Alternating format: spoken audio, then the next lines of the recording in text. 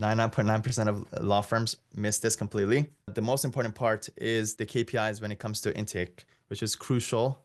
What do we want to track? All right, I cannot stress this first one enough. I've talked to a ton of different law firms, and people have a very interesting take on this number. And usually it's way too low what attorneys think is an acceptable a number for this first KPI. What I'm talking about is how many calls are your intakers making on a daily basis? I've heard some law firms say, oh, 35 calls, 50 calls. 60 calls a day is a good number. I'm telling you, unless if they are on the phone for like 4 hours during that day, 60 calls, you could do that. I could make 60 calls in 20 minutes if nobody picks up. So I would just caution you guys all to really think about what that KPI should be for the amount of calls that your team should be making daily. It should be probably 100 plus if they're fully dedicated to intake, document collection, any client facing role should be 100 plus. If it's not 100 plus, they should be averaging, 3 hours on the phone, 4 hours on the phone a day. Okay. And that leads right into the next thing. What's the average amount of time they're on a call? So average talk time per call. And you want to also break that down by what types of calls the intakers are doing. Let me explain that. So if your intaker's on a phone call that's going to sign up a client, great. That should probably be around 30 minutes. If it's a fully optimized intaker, depending on what your practice type is and what that process looks like. But if the call is, clearly a not qualified lead, should not be 30 minutes. It should be closer to 5 minutes because the intaker should get to the point, figure out whether the lead's qualified or not, and then kindly, move on. So depending on what type of call it is, there should be a different average talk time per call. And then you want to also look at the intakers or document collectors or whatever the individual is. You want to look at how much time they're spending on the phone in a day. So I tell my intakers, if you're doing 100 calls a day, you should be at least on the phone, for 2.5 hours. So that's how you can start to tell, are they working the whole day? Are they just hanging out, going to the break room, or doing other things that are unproductive? Sam, any questions on that, or should I keep Yeah, going? so just to recap, we want to track the number of calls made by each intaker daily. Okay, as nuanced as that. Okay, very nuanced. But it's just not about the quantity, but also you want to know what's their talk time per call. And I'm gonna give you some guidance about exactly around how much that makes sense. And obviously, we want to track the number of signups, obviously, right? On a daily, weekly, monthly basis. Anybody who's involved in intake, what are you doing? Obviously, right?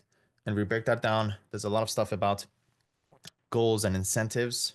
We could probably talk about that during the Q&A section. It's crucial that it, again, needs to be very clearly explicit of this is the number of clients that each integrator is signing up that day. And there needs to be a goal attached to that, which again, we'll talk about.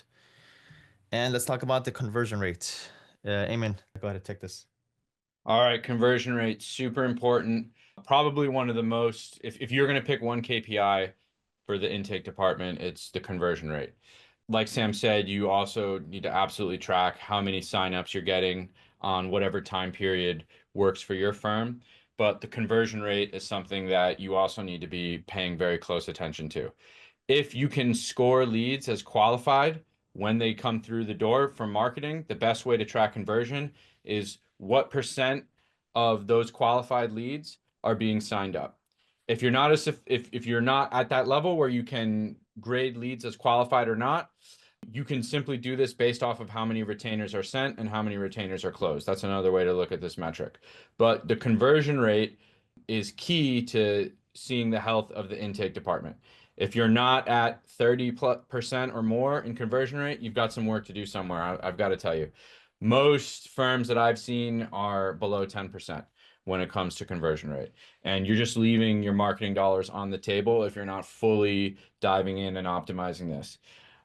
Sam and I have had firms that have touched 40% conversion rate, which the jury's out if you can get much higher than that, but 30% is a super helpful are a super healthy range to be in.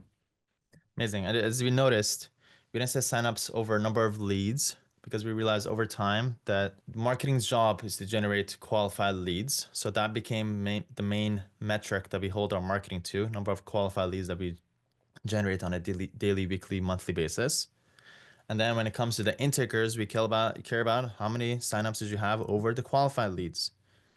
And a lot of times, when people join our program, they launch ads, and then after 2 or 3 weeks, they're like, "This doesn't work." And I'm like, every time it happens, I'm like, "What are your numbers?" And became a regular cadence with our program. It's like, "What are your numbers?" You can't just go to a doctor and be like, "Doctor, my head hurts." Like, I'm in pain. And he's gonna start asking you questions. So the number one thing to look for is just the numbers. Give me your numbers. And let me just lay this out because it's very important and I don't want anybody missing this. The numbers that we look for is this. How much did you spend in marketing? How many leads did it generate? What's the cost per lead? How many qualified leads did it generate? And what's your cost per qualified lead? This is we look we look for these metrics to know, okay, let's just say we spent $5,000, generated 100 leads. Our cost per lead was, let's just say, $50. It generated 50 qualified leads. Our cost per qualified lead is, let's just say, 100. You signed up one client, and then somebody comes and says marketing didn't work. And I'm like, no, marketing worked because you got a cost per qualified lead of $100, which is actually pretty decent and pretty good. You just happen to sign up one out of 50 clients. So your conversion rate is 2%. So it's not your marketing, it's your intake that's hurting here. That's the reason why you think the marketing doesn't work. And this happens to be the main key right here. Bam. You need to be able to know these numbers to the T, exactly what's going on. And that's what we hold the intake team to. And every day, amen, right? We have a cadence. We have a group text chat, and I'm actually looking at it right now. Every morning, since about a year ago, we have our directors, amen, comes and shares the number of signups that we have month to date over divided by a number of qualified leads that we generated this month. And then we have a conversion rate. So we're looking at those three key metrics, number of signups divided by number of qualified leads and a conversion rate.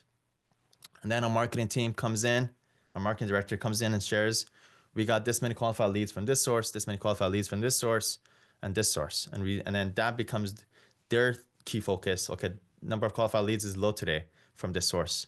What's going on there? Let's go optimize that. And we watch these metrics like a hawk on a daily basis to make sure that every department is doing their thing. The marketing team is generating enough qualified leads. The intake team is signing up enough of the qualified leads. Anything you want to add to this, Eamon, before we move on? Yeah, I would just say there's more KPIs than this, but all the KPIs, at least for the intake department, lead directly into what that conversion rate is. So if your conversion rate is low, you're likely suffering in another key performance indicator. And that's it. And if you're tracking everything, then you know exactly where you need to go. You know the levers you need to pull to be able to increase that conversion rate. Eamon, Zach asks, can you mark a lead as qualified solely from the lead form, or you only mark it as a lead as a qualified when you speak to them over the phone or book the call? Yeah, so that's why I gave the two different versions of measuring this. It depends on the practice type. If you can get enough information from your lead form that you can say, hey, in a perfect scenario, if there's, these 5 questions are answered in this way, there's a high likelihood that this person could sign up if there's, something not on the lead form is not an issue. Then you can do that. And most practice types can do that. I know there are some that are a little more nuanced. You might not be able to, but if you think about it hard enough, you can probably figure out a way to qualify the leads based on the questions that you're asking in your lead form. Amazing. Very good questions. Keep them coming. We see the chat. If we can answer right then and then, we'll do it. If not, we'll also do a Q&A at the end. And I did in the chat, if you go look in the chat, I did put our tracking protocol. This is it. Like literally, this is it. This is where we hold our members to. And you could tell a lot based on these numbers. Again, we're used to every issue you can possibly imagine, we've dealt with ourselves, let alone our members. But this is kind of our protocol that we troubleshoot on. Let's talk about cadence, Eamon. What is that cadence? All right, so the cadence, I think is one of the most important things that people get wrong. If you're not tracking your numbers, you're not going to be able to call leads in the right time frame. If you can call a lead within the first 5 minutes of them filling out a form, you are 300% more likely to sign up that lead up as a client. And there's a lot of different reasons for that. Obviously, people who need an attorney might go and fill out a couple lead forms, so speed to lead is obviously super important. But there's also the aspect of a client or a potential client having the feeling that your law firm is competent and on top of it. So it's super important to get to the lead within the first 5 minutes. That's why the automatic texts are great, especially with the booking links. But being able to call them within that first 5 minutes, ideally within the first 1 or 2 minutes, is also super important because they probably just finished filling out your form and are to more likely to pick up then. Now, on day one, it says make 3 calls. And I'm going to caveat that if somebody fills out a form in the evening, probably not calling them 3 times. That's probably not appropriate.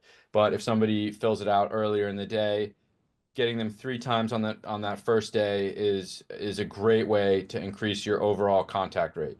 If somebody fills it out in the morning, you call them in the morning, you call them over lunch, you call them in the evening, you try to call them in times where they might not be working.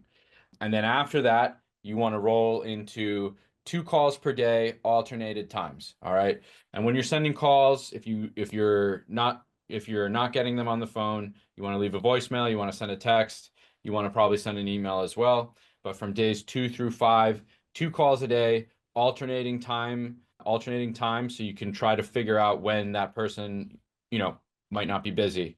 And then after that, days 6 through 14, it's best to go once a day. You want to ratchet down that time because, I mean, you spam them for the first 5 days. You want to be a little bit less spammy. Hopefully their issue, you know, hopefully their issue gets better. But if it doesn't get better, then they're more likely to pick up at that 14-day mark. And then after that, you want to do alternated calling, texting, and emailing. So maybe one day you call, maybe one day you text, one day you email. And depending on your practice type, you can still see a lot of cases get signed after that 14-day mark. For some of the practice types that Sam and I do, we have people sign up after being unresponsive for 6 months. So continuing to follow up with people is super important because a lot of times they're busy, life happens, they need a lawyer, but they might not need a lawyer right away. So continuing to be on these leads, continuing to call them, continuing to text them, continuing to email them is going to keep you top of mind. And then, the sheer persistence will set you apart from some other law firms that you might be competing with. Absolutely. So some good questions coming in. How would you hold the team accountable to make the calls daily? We'll go into this in detail in part 3. So hold that thought. Amen. Ted asks, what's the latest you would call on an evening shift? On an evening shift, you can't call after 9 via the new TCPA. So like anywhere at 8:30, I think is okay. That's different if somebody calls in. You probably want somebody to be able to pick up those inbound calls, but I wouldn't call anybody after 9 p.m. local time. Yeah. And again, let me just add the nuance. There's a lot more to these things and a lot more things that we do, but we 80/20 the top ones. But if there was probably one more I would add to this, Amen, is something that we brought up in our videos, which is calling during off hours, after between 5 to 9 p.m. and also on weekends. We want to quickly just address that about weekends and after 5 p.m. calls because I've seen a lot of law firms don't do that. It's also a really good opportunity. Yeah, if you're not calling after 5 p.m. and if you're not calling on the weekends, you're leaving money on the table, just pure and simple. The best time to sign clients is after 5 p.m. Obviously, it's because people are getting off work, they're in their commute home. That is the best time by far to get people on the phone. So 5 to 9, and then if you don't have people working Saturday and Sunday, you're just leaving a whole nother, 48 hours on the table. We have full shifts Saturday, Sunday for all of our firms, and we sign clients. You don't sign as many clients as the biggest days in the week, but you're still signing a significant amount of clients on the weekends. And then The bulk of the clients we sign on a daily basis are after 5 p.m. Amazing. And really good questions are coming in. And let's just address one more. How many form questions would you recommend in order to avoid spam and increase quality? This is my world. This is the world that I'm obsessed with. If anybody on my team knows about the optimization of our form questions, essentially it comes down to a couple of best practices that I'll share with you. Number one is it has to be multiple choice questions. So ideally, not any text answers. If you really have to ask a text answer, just know your conversion rates is going to drop. So if you really have to ask, and sometimes you do have to ask, just know, again, it's a give and take kind of game. So that's number one. Number two is you start off with simple problem-based questions. Simple problem-based questions, whatever that means to you. I could talk about in detail later, but just that's the main thing to have in mind. Number three is optimize your options. Your options should disqualify people, obviously, but also should help you tell you which of these leads are going to be your best leads. And number four is the questions should be very simple, question-based, short questions. Don't overcomplicate. Don't ask private questions. Don't ask questions that requires more than 1 second of thinking. It should be one of those quick answer kind of things. And number five is don't ask too much upfront. Qualification, you should usually be in two types, kind of like pre-screening, I would call it, which is done on the marketing side. And then you have the full-on qualification that's done by the intaker. You want to kind of use the pre-screening marketing qualification to kind of weed out a good percentage, and then have your intake team, sort out the rest. And I found a lot of times people miss that part, and I've seen some really good marketing, but really bad qualification. And I know just because of that qualification, they're like leaving 50% of the money on the table just because they haven't optimized that part. So that part is kind of crucial.